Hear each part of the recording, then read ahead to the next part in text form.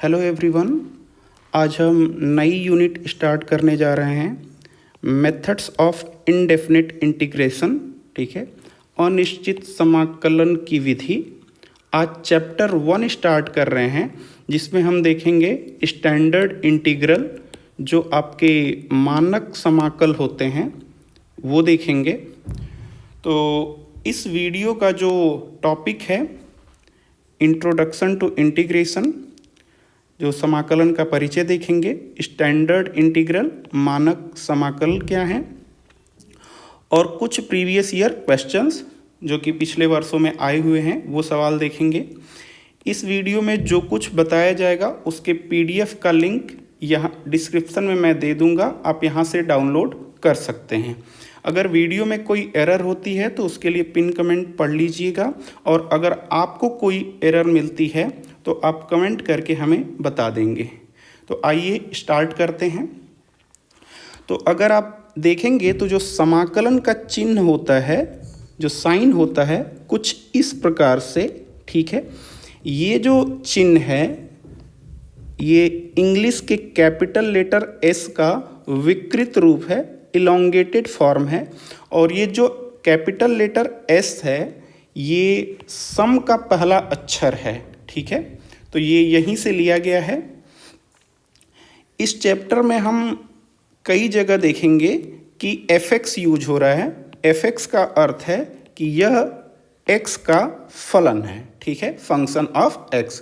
For example, eg का मतलब example है। यहाँ पर एक एग्जाम्पल के तौर पर हमने यहाँ पर fx equal to cos x लिखा है। ठीक है, ये जो fx है यहाँ पर x का फलन है, x इंडिपेंडेंट वेरिएबल है। ठीक है, तो ये एक एग्जाम्पल के लिए मैंने fx equal to cos x लिखा है। ठीक है, अगर आप किसी फंक्शन, यानी ये जो fx है, किसी फंक्शन के समाकलन की बात करेंगे तो जो उसे डिनोट किया जाता है इंटीग्रेशन fx dx, और ये जो रिजल्ट आता है उसे डिनोट करते हैं कैपिटल fx और प्लस c एक कांस्टेंट है जिसे अभी थोड़ी देर में डिस्कस करेंगे। जो इनका नाम है fx का स्मॉल fx, कैपिटल fx और c का वो कुछ इस प्रकार से है। fx को हम कहते हैं, ये जो fx है इसको कहते हैं इंटीग्रेंड यानी समाकल्य। जिस फंक्शन का इंटीग्रेशन किया जाता है उसे इंटीग्रेंड यानी समाकल्य कहते हैं। इंटीग्रेशन के बाद जो रिजल्ट आता है कैपिटल fx, ये कैपिटल fx, उसे समाकल कहते हैं। ये इनके नाम हैं। ठीक है, और एक कांस्टेंट ऑफ इंटीग्रेशन आता है, इसे समाकलन अचर कहते हैं। c के बारे में अभी थोड़ी देर में डिस्कस करेंगे कि ये यहाँ पर c क्यों है। ठीक है, तो सिर्फ यहाँ पर मैंने आपको नाम बताया है। ठीक है, ये नाम परीक्षा में पूछे जाते हैं 1 मार्क्स में। ठीक है, कि समाकल्य क्या है, समाकल क्या है और समाकलन अचर क्या है। ठीक है, तो जिस फंक्शन का इंटीग्रेशन किया जाता है स्मॉल fx, उसे समाकल्य इंटीग्रेंड कहते हैं। जो कैपिटल fx जो रिजल्ट आता है इंटीग्रेशन के बाद उसे इंटीग्रल या समाकल कहते हैं। और ये प्लस c, ये कांस्टेंट ऑफ इंटीग्रेशन है, इसके बारे में अभी थोड़ी देर में डिस्कस करेंगे। ठीक है, तो आप पहले की कक्षाओं में ये पढ़े होंगे डिफरेंशिएशन। तो जो हमारा इंटीग्रेशन है, इंटीग्रेशन ये इनवर्स प्रोसेस होता है डिफरेंशिएशन का, राइट।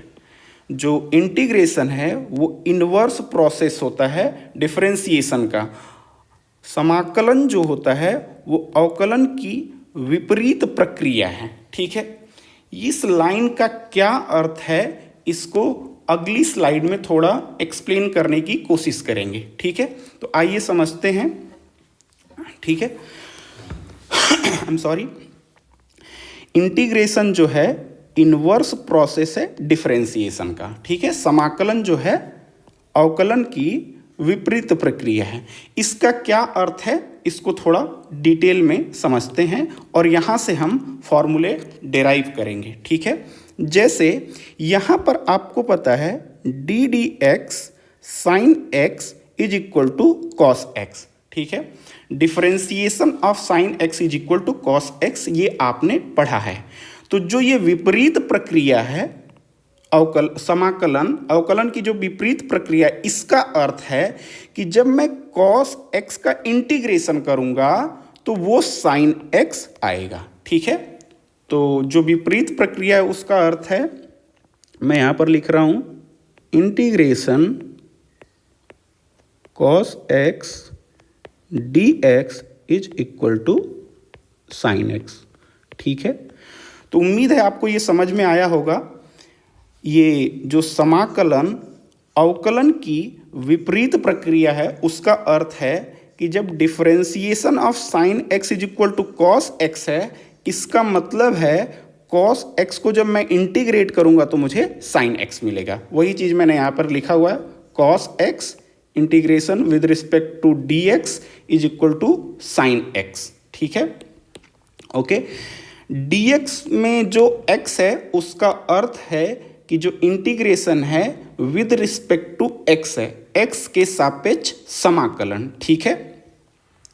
इसी प्रकार से एक और एग्जाम्पल मैंने लिया है यहाँ पर डी डी एक्स ई की पावर x, यानी डिफरेंशिएशन ऑफ ई की पावर x। ये आपको पता है कि ई की पावर x होता है, और ये जो टर्म्स लिखे हैं कि समाकलन अवकलन की विपरीत प्रक्रिया है, उसका अर्थ क्या है यहाँ पर कि जब मैं e की पावर x, यहाँ पर जो रिजल्ट आया है e की पावर x dx, यानी ये जो e की पावर x है इसका इंटीग्रेशन करूँगा तो जिसको इंटीग्रेट किए थे वो आ जाएगा, ठीक है। तो यहाँ पर e की पावर x का इंटीग्रेशन e की पावर x ही होगा, क्योंकि e की पावर x का डिफरेंशिएशन e की पावर x होता है, ठीक है।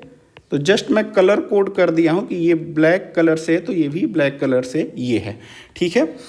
एक और एग्जाम्पल से समझ लेते हैं, ठीक है, ताकि ये पूरी क्लैरिटी रहे, क्योंकि जो फॉर्मूले मैं डिराइव करूँगा इस वीडियो में, इसी बात का मैं यूज करूँगा कि ये जो समाकलन है अवकलन की विपरीत प्रक्रिया है।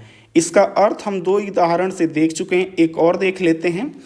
Differentiation of tan inverse x आपने पढ़ा होगा, ये होता है आपका 1/1 प्लस एक्स स्क्वायर, राइट।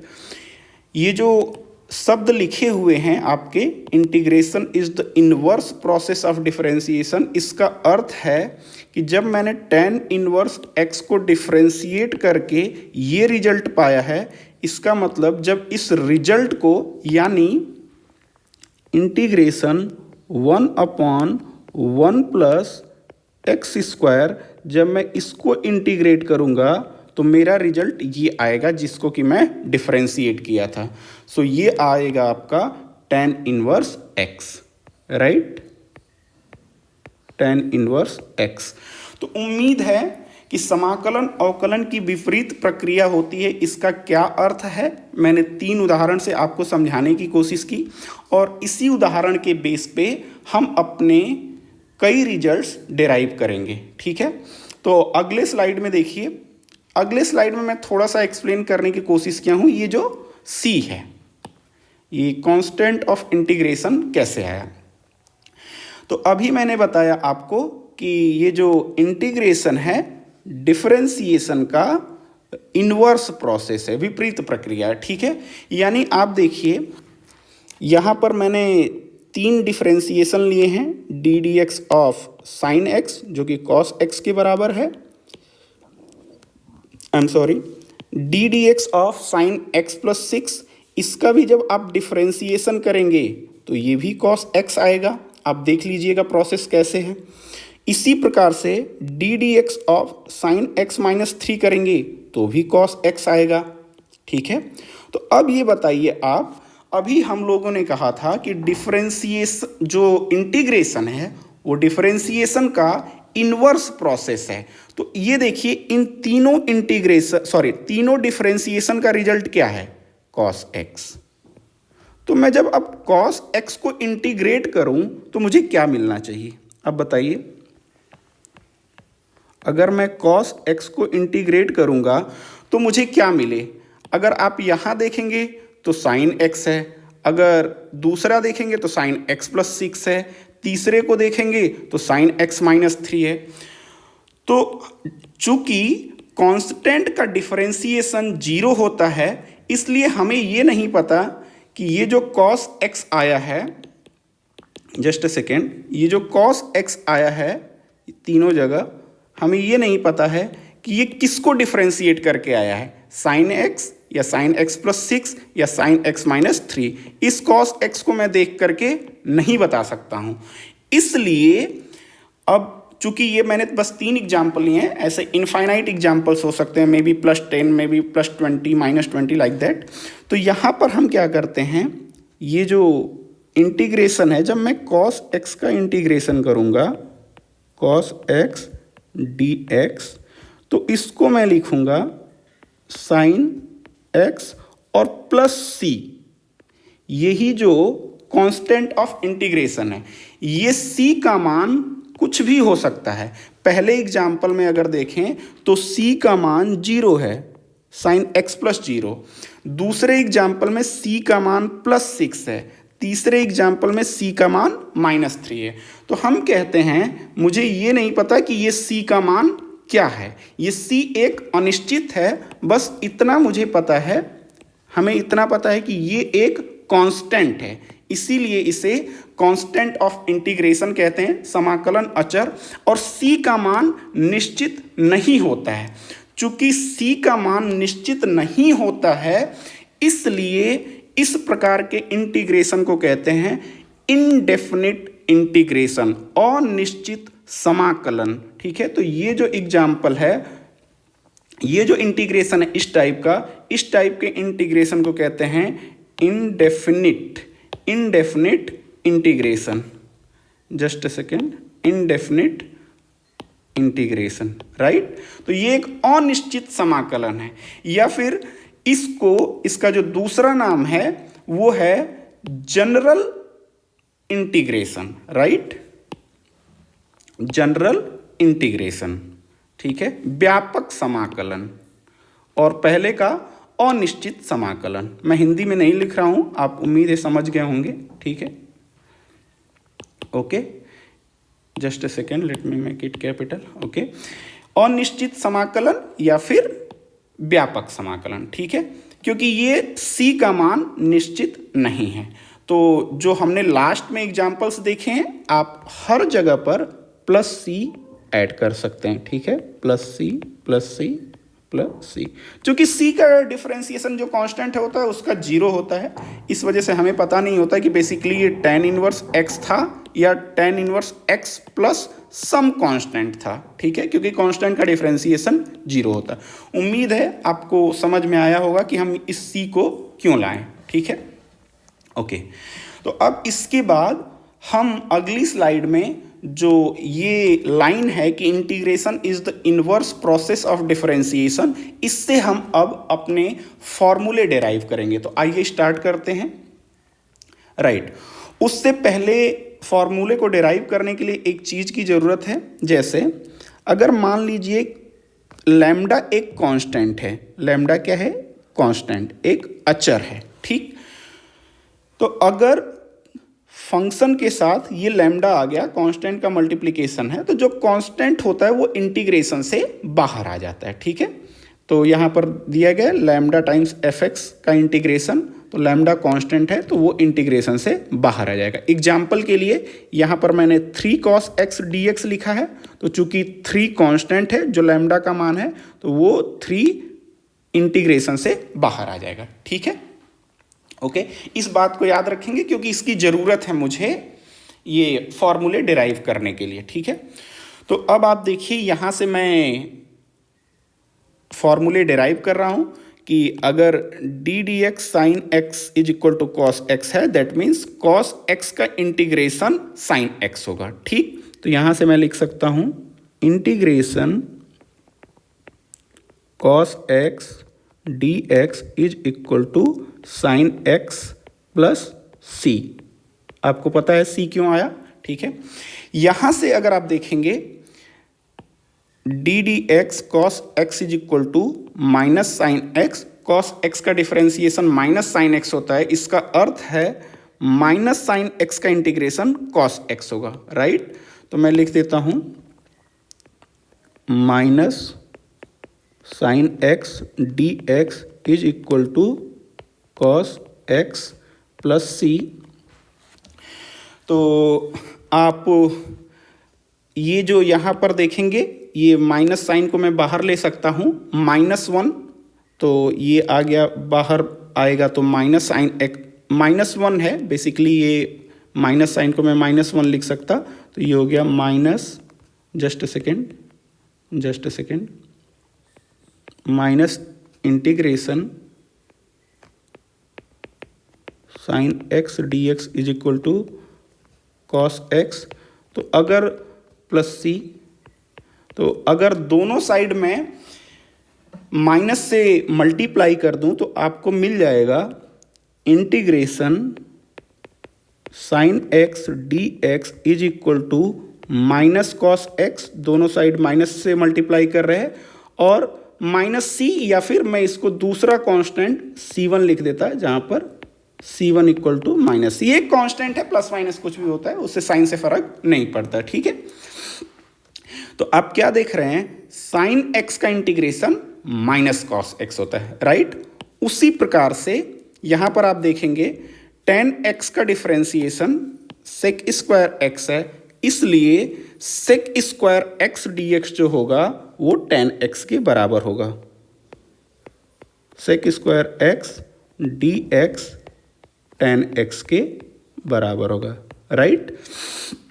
उसी प्रकार differentiation of cot x minus cosec square x होता है, इसलिए माइनस कोसेक स्क्वायर एक्स का इंटीग्रेशन कॉट एक्स होगा, और जब आप कोसेक स्क्वायर एक्स का मान निकालेंगे, यानी मैं एक लाइन लिख देता हूं, minus cosec square x d x is equal to cot x plus सी। तो ये जो -1 है वो बाहर आ जाएगा, राइट, ये -1 बाहर आ जाएगा, integration cosec square x d x. ये माइनस साइन क्यों बाहर आ रहा है, ये -1 है, और अभी आपको बताया था कि लैम्डा अगर कोई कांस्टेंट है तो वो इंटीग्रेशन से बाहर आ जाता, तो -1 एक कांस्टेंट है जो इंटीग्रेशन से बाहर आ जा रहा है। चूंकि ये -1 है तो 1 को मल्टीप्लाई करने से कुछ फर्क पड़ता नहीं, इसलिए मैं लिख नहीं रहा हूँ। So this is equal to cot x plus सी। तो माइनस का दोनों साइड मल्टीप्लिकेशन कर देंगे इक्वेशन के, -1 का इक्वेशन के दोनों साइड गुणा कर देंगे, तो इधर हो जाएगा cosec square x d x is equal to minus cot x, और माइनस सी हो जाएगा, और माइनस सी को मैं C1 लिख दे रहा है, ये कांस्टेंट है, C1 equal to minus c, right. उसी प्रकार से सेक एक्स का जो डिफरेंशिएशन है वो sec x into tan x है, इसका अर्थ है sec x into tan x का जो इंटीग्रेशन होगा वो सेक एक्स होगा, यानी integration of sec x into tan x is equal to sec x, right. उसी प्रकार से कोसेक एक्स का डिफरेंशिएशन होता है minus cosec x into cot x, that means minus cosec x into cot x का integration cosec x होगा। तो मैं एक लाइन में ही लिख देता हूं, कोसेक आप कर लीजिएगा, मैं लास्ट लाइन लिख देता हूं। तो यहां से आपको मिलेगा cosec x into cot x d x, इसका इंटीग्रेशन जो होगा वो minus cosec x plus C1 कर लीजिए या C कर लीजिए, जो भी यहाँ पर भी C होगा, ठीक है। आप इसको कर लीजिएगा, -1 से दोनों साइड मल्टीप्लाई, ओके। तो ये हमारे पास 6 रिजल्ट आ गए आपके ट्रिग्नोमेट्री के, कि cosine x d x, sine x d x, third one is the sec square x d x, fourth one is the cosec square x d x, fifth one sec x tan x, और sixth one cosec x cot x d x, right. उसके बाद ये trigonometry के result हैं।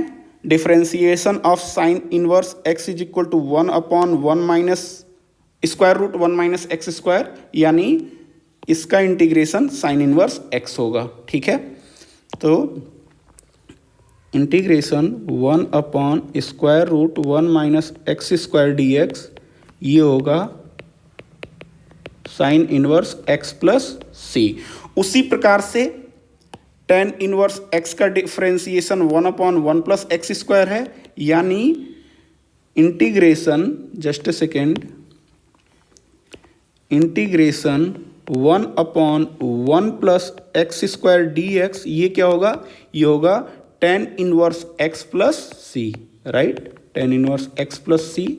यहाँ पर हम एक ही बात का यूज कर रहे हैं, वो ये है कि जो इंटीग्रेशन है डिफरेंशिएशन का इनवर्स प्रोसेस है, विपरीत प्रक्रिया है। ठीक है, तो आपको पता है सेक इनवर्स x का डिफरेंशिएशन जो होता है 1/x square root x square minus 1,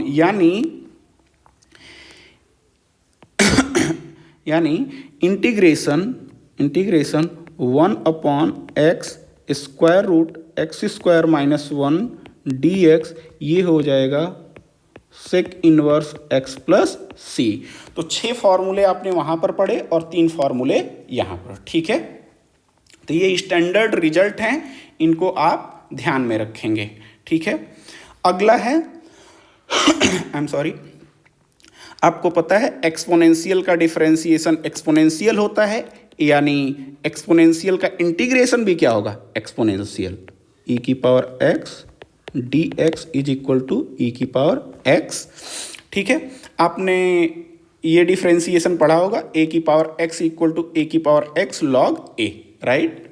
a एक रियल नंबर है जो 0 से बड़ा है, 0 से इसलिए बड़ा है क्योंकि log a है यहाँ पर, और a का और log हमेशा पॉजिटिव नंबर का लिया जाता है, यानी ये जो a है वो 0 से बड़ा है, रियल पॉजिटिव नंबर, राइट। तो a की पावर x का डिफरेंशिएशन होता है a की पावर x log a, यानी इसका इंटीग्रेशन a की पावर x होगा, राइट। तो मैं लिखूंगा a की power x log a dx is equal to a की पावर x, राइट। अब आप ध्यान दें, ये a एक नंबर होता है, पॉजिटिव रियल नंबर, यानी log a जो है ये एक कांस्टेंट होगा, राइट। ये एक जब कांस्टेंट होगा तो आपको पता है कांस्टेंट जो होता है इंटीग्रेशन से बाहर आ जाता है, आपको ये प्रॉपर्टी यहां पर मैंने बताया है। ठीक है, कि जो कांस्टेंट होता है वो इंटीग्रेशन से बाहर आ जाता है, तो यानी log a को हम बाहर ले सकते हैं, राइट। तो यहां पर हो जाएगा इंटीग्रेशन a की पावर x, और जो आपका कांस्टेंट था log a बाहर आ गया, dx is equal to a की पावर x, और log a इधर गुणे में है तो दूसरे साइड जाएगा, राइट हैंड साइड में तो भाग में हो जाएगा, यानी a की power x dx is equal to a की power x upon log a। ठीक है, तो आपका a की पावर x का जो इंटीग्रेशन होता है वो a की power x upon log a base e। यहां पर log का बेस नहीं दिया हुआ है एक्सप्लिसिटली, मैं आपको बता दूं, यहां लिखा नहीं होता है, लेकिन ये नेचुरल log होता है और बेस e होता है, राइट। यहां पर भी बेस e हो, ठीक है, ओके। नेक्स्ट वन, तो आपने ये देखा a की पावर x का इंटीग्रेशन जो होता है a की power x upon log a, यहाँ पर वंस अगेन बेस नहीं दिया है, बेस e होता है, राइट, बेस e। तो यहाँ पर देखिए एक एग्जाम्पल दिया गया है जहाँ पर 3 की पावर x आपसे पूछा गया है, यानी a का मान 3 है, यहाँ पर a का मान 3 है, तो आप ये फॉर्मूला अप्लाई कर देंगे a की power x upon log a, तो इसका जो रिजल्ट होगा 3 की power x upon log 3, okay. Once again base इसका e है। सिमिलरली ये 10 की power x dx same formula है, बस इसको क्यों लिया हूं अभी मैं आपको एक्सप्लेन करता हूं कि ये क्वेश्चन क्यों लिया हूं। यहाँ पर स्टूडेंट्स मिस्टेक्स काफ़ी करते हैं। 10 की पावर x यानी a की पावर x, ये फार्मूला अप्लाई कर देंगे तो 10 की पावर x अपॉन log 10, ठीक है। और ये गलती आप नहीं करेंगे, log 10 को 1 नहीं लिखेंगे, वो इसलिए कि यहाँ पर जो बेस होता है वो नेचुरल लॉग ई होता है, जो बेस होता है वो बेस ई होता है। log 10 बेस 10 होता है तब 1 होता है, ना कि बेस ई पर इसका मान जो भी आए न्यूमेरिकली, बट ये 1 नहीं होता है, ठीक है। ये मिस्टेक्स आप स्टूडेंट्स काफ़ी करते हैं, तो इसलिए ये क्वेश्चन मैंने ले लिया, ठीक है। अब जो ये क्वेश्चन आपके एग्जाम में पूछा गया है बीटी में, तो 10 की पावर 2x है, राइट। आपके पास कोई फॉर्मूला नहीं है, हमारे पास फॉर्मूला सिर्फ a की पावर x का है, और यहाँ पर दिया गया है 10 की पावर 2x, राइट। तो इसको आपको अपने दिए गए फॉर्मूले में अगर कन्वर्ट करना चाहें तो कुछ इस तरीके से कर सकते हैं। देखिए, आप उम्मीद है आपको समझ में आएगा।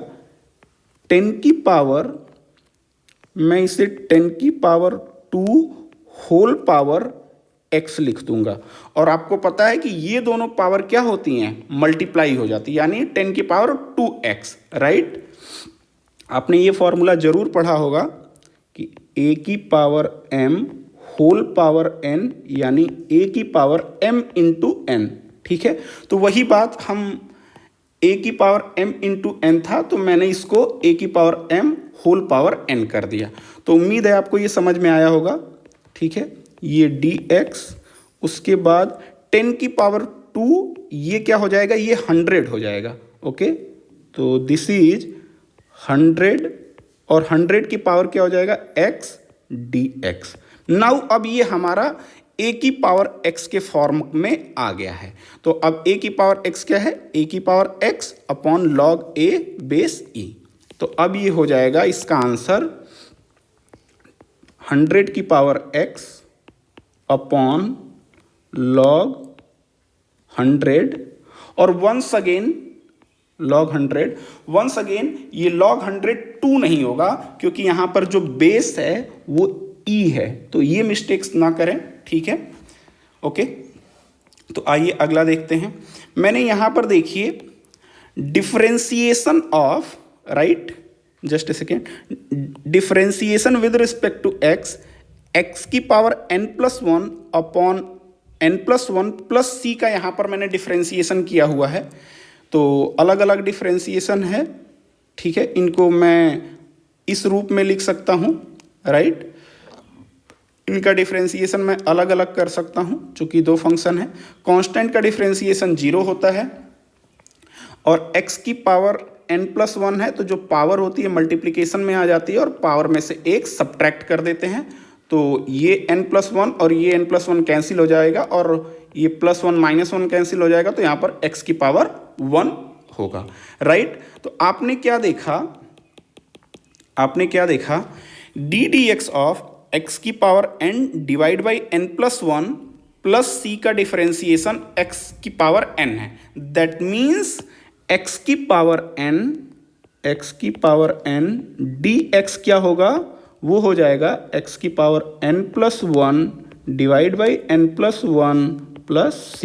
ये जो आपने इंटीग्रेशन जो है डिफरेंशिएशन का इनवर्स प्रोसेस है, विपरीत प्रक्रिया है, उस प्रकार से, ठीक है। तो x की पावर n का इंटीग्रेशन क्या होगा, यहां पर जो दिया गया है, ठीक है। तो x की power n is equal to x की पावर n का इंटीग्रेशन क्या होगा, x की पावर जो पावर है, ये जो पावर है उसमें एक जोड़ देते हैं, और यही जो पावर है उसी से डिवाइड कर देते हैं, राइट, प्लस c, फाइन। तो यहां पर मैं ये लिखा हुआ हूं। अब आप ध्यान देंगे कि किसी भी नंबर को जब डिनोमिनेटर में, तो वो शून्य नहीं होना चाहिए, क्योंकि अगर वो शून्य हो गया तो ये अनडिफाइंड हो जाएगा, क्योंकि 0 से भाग देने पर इनफाइनाइट होता है, और इनफाइनाइट अनडिफाइंड है, यानी n+1 का मान 0 के बराबर नहीं हो सकता। और जब 1 को राइट हैंड साइड शिफ्ट कर देंगे, यानी n का मान -1 के बराबर नहीं हो सकता। तो यहाँ पर ये जो n होता है, रियल नंबर होता है, पॉजिटिव रियल नंबर भी हो सकता है, निगेटिव रियल नंबर भी हो सकता है, फ्रैक्शन भी हो सकता है, सब कुछ रियल नंबर हो सकता है, बस n इक्वल टू -1 नहीं हो सकता। उस केस में ये 0 हो जाएगा और ये अनडिफाइंड हो जाएगा। 0 से डिवाइड करेंगे तो इनफाइनाइट होगा, जो कि अनडिफाइंड होगा, राइट। तो यहाँ पर एग्जाम्पल के तौर पे मैंने x की पावर 4 लिया हुआ है, बस just to make things clear. तो ये पावर 4 है, तो 4 + 1 और यही जो पावर है उसी से डिवाइड कर देंगे, तो x की पावर 5/5, ठीक है। अब ये इंटीग्रेशन दिया है आपका dx। अब इसको कैसे हैंडल करें, तो यहाँ पर तो कोई भी फंक्शन आपको नहीं दिया गया है। अगर कोई फंक्शन नहीं दिया गया तो आप बस बताएंगे क्या मैं इसको 1 × dx लिख सकता, राइट। 1 × dx मैं लिख सकता हूँ, एक का गुणा किसी भी संख्या में या फंक्शन में कर सकते हैं। अब इस एक को क्या बताइए, मैं x की पावर 0 लिख सकता हूँ, x की पावर 0 × dx। क्यों? क्योंकि x की पावर 0 क्या हो जाएगा 1, राइट। और अब देखिए यहाँ पर हम x की पावर n का फॉर्मूला यूज कर सकते हैं, जहां पर n का मान 0 है, राइट। n का मान कितना है, यहाँ पर 0 है, n का मान 0 है, राइट। तो ये मैं क्या लिखूंगा, ये जब फॉर्मूला अप्लाई करूंगा तो x की पावर 0 + 1 डिवाइड बाई ये जो पावर है सेम पावर नीचे भी रहती है और प्लस c। तो आप क्या देख रहे हैं, 0 + 1 दिस इज 1 और डिवाइड बाई 1, 1 से डिवाइड करेंगे तो सेम नंबर रह जाएगा, यानी x + c। तो आपने क्या देखा, इंटीग्रेशन dx, जब कोई फंक्शन न हो यानी फंक्शन 1 हो तो उसका इंटीग्रेशन आता है x + c, राइट। जो थर्ड एग्जाम्पल है यहाँ पर 1/x² है, तो इसको पहले आपको x की पावर n के रूप में बदलना पड़ेगा, ठीक है। तो आप देख रहे हैं कि इसको अगर मैं ऊपर लेके जाऊं न्यूमरेटर में तो मैं इसको लिख सकता हूं x की पावर -2 dx, राइट। तो अगर फॉर्मूला अप्लाई करेंगे तो x की पावर -2 + 1 अपॉन -2 + 1, राइट, और प्लस c। तो ये हो जाएगा x की पावर -2 + 1 -1 अपॉन -1 + c। तो ये हो गया -1 अपॉन ये जो x की पावर -1 ऊपर है, जब इसको डिनोमिनेटर में लेके जाएंगे तो ये 1/x + c। तो आप क्या देख रहे हैं, 1/x² का जो इंटीग्रेशन है -1/x है, ठीक है।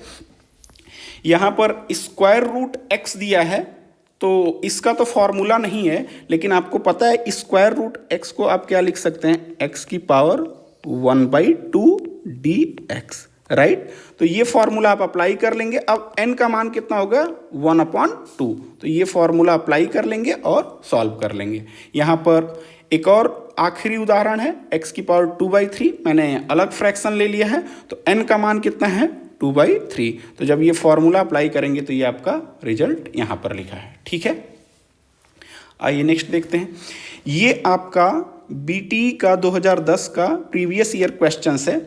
इस क्वेश्चन में है x³ + 3x² + 3x + 1 dx।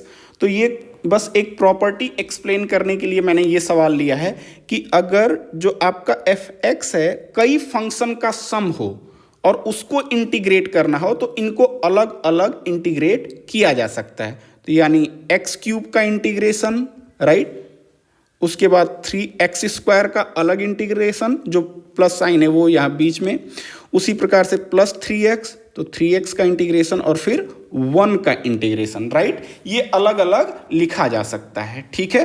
वो प्रॉपर्टी मैंने यहाँ पर लिखी हुई है कि अगर जो फंक्शन है f1x हो, f2x हो, f3x, इस प्रकार से, और इस पूरे सम का इंटीग्रेशन करना है तो हम अलग अलग फंक्शन को इंटीग्रेट करके f1x dx, f2x dx, f3x dx, इनको हम इंटीग्रेट करके अलग अलग फिर बाद में ऐड कर सकते हैं, ठीक है। यहाँ पर ऐड लिखा हुआ है, अगर सब्ट्रैक्ट आ जाए तो भी कोई दिक्कत नहीं है, यहाँ पे माइनस साइन आ जाए तो भी कोई दिक्कत नहीं है, ठीक है। यहाँ पे माइनस आ जाएगा तो सिमिलरली यहाँ भी माइनस आ जाएगा, ठीक है।